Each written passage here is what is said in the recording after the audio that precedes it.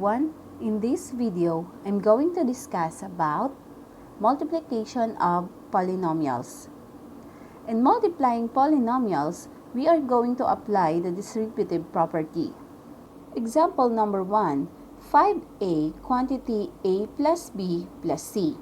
So using distributive property, we are going to multiply 5a to each term inside the parenthesis, which is the a plus b plus c.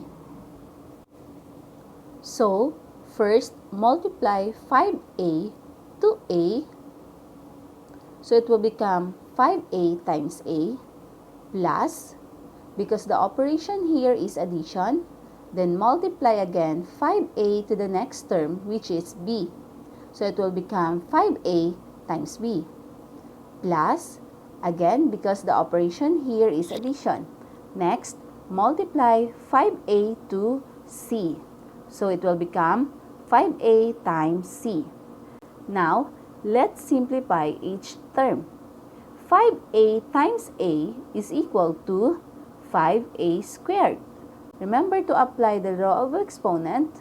So, we add the exponent, that's why we have a squared.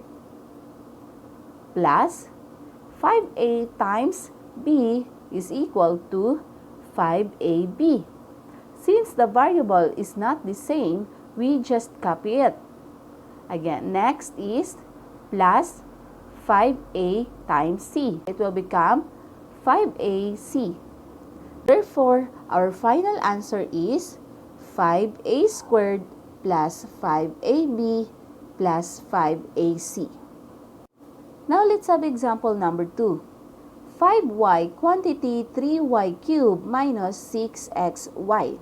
So again, multiply 5y to each term inside the parentheses.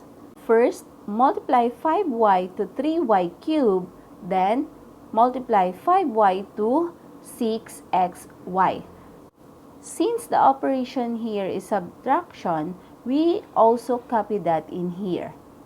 Now, simplify. 5y times 3y cubed is equal to 15y raised to 4. Y. 5 times 3 is equal to 15. And y times y cubed is equal to y raised to 4. That's why we have 15y raised to 4. Minus 5y times 6xy is equal to 30xy squared. Because 5 times 6 is equal to 30. And y times xy is equal to xy squared. So, you just copy x and add the exponent of y. So, therefore, our final answer is 15y raised to 4 minus 30xy squared. Next example. Example number 3. Negative 3x quantity 2x cubed minus 5x squared plus 7x plus 3. So, multiply negative 3x to each term inside the parentheses. So, negative 3x times 2x cubed minus negative 3x times 5x squared plus negative 3x times 7x plus negative 3x times 3. Now, let's simplify again.